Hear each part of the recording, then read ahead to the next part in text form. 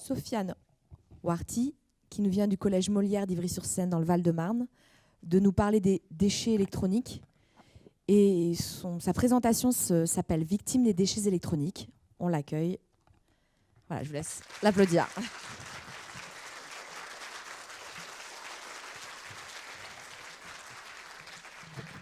Et quand tu seras prêt, Sofiane, tu me fais un clin d'œil ou ce que tu veux pour que je lance le chrono. D'accord. C'est bon ? Ouais. Top chrono. J'en ai marre. Marre de tous ces déchets, j'en ai marre. Oh, non, attendez, restez. Excusez-moi et mes folies frénétiques. Non. Que dis-je ? Je vous impose de rester et de m'écouter comme imposer ce destin à ces déchets. Je suis Harry, 14 ans, chiffonnier. Je travaille dans ces décharges d'Inde à New Delhi. Ma ville est utilisée comme poubelle de l'Occident. Chaque jour, je ramasse, trie les déchets électroniques que les pays occidentaux nous déversent par masse.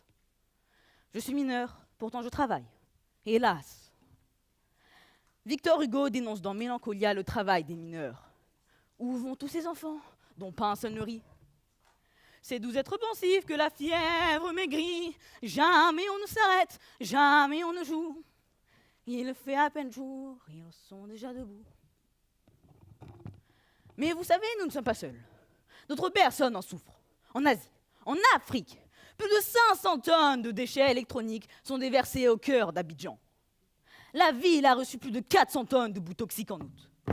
Au Nigeria, plus de 100 000 ordinateurs cassés arrivent chaque jour. Résultat ? Des vingtaines de morts, des dizaines de milliers de personnes intoxiquées. Quant à moi, dans ces décharges, suite au manque de protection, j'ai gagné ces blessures, ces brûlures et ce pull. Non, je l'ai trouvé. Un de mes amis, lui, grâce au petit euro qu'il gagne par jour, a pu se procurer un rendez-vous chez le médecin. Malheureusement, ce dernier a su qu'il restait 2 petites semaines à vivre. Malheur, il est atteint d'un cancer du poumon causé par cette maudite fumée noire qui rôde autour de nos têtes, qui nous empoisonne. Quand on la respire. Car oui, les décharges prennent feu. Ou encore quand il pleut. Car au contact de l'eau. Fuyez, émanation de produits mortels, pas un masque à notre disposition. Mais pourquoi les pays occidentaux nous utilisent-ils comme leur poubelle ? Ça leur revient moins cher. Mais n'avions-nous point le droit à un environnement sain ? La Convention de Bâle de 1992 les interdit pourtant d'envoyer leurs déchets électroniques. La Charte de l'environnement 2005, la santé au travail, la Déclaration des droits de l'enfant, la Déclaration de Stockholm, tenue en juin 1972, dit que tout homme a un droit fondamental à des conditions de vie satisfaisantes dans un environnement qui lui permet le bien-être. Mais pourtant, voyez-vous, ces droits ne sont pas respectés. Et vous savez que je souffre. Vous savez que je ne suis pas seule. Vous savez que je travaille, mineur. Vous savez que notre développement est rompu. Vous savez que nos vies sont en danger. Vous savez que les droits de l'homme sont souillés. Vous savez que vous, tous ici présents, pourriez m'aider.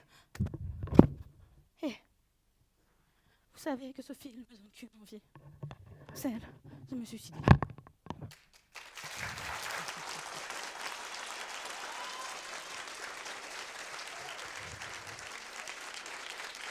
Merci Sofiane.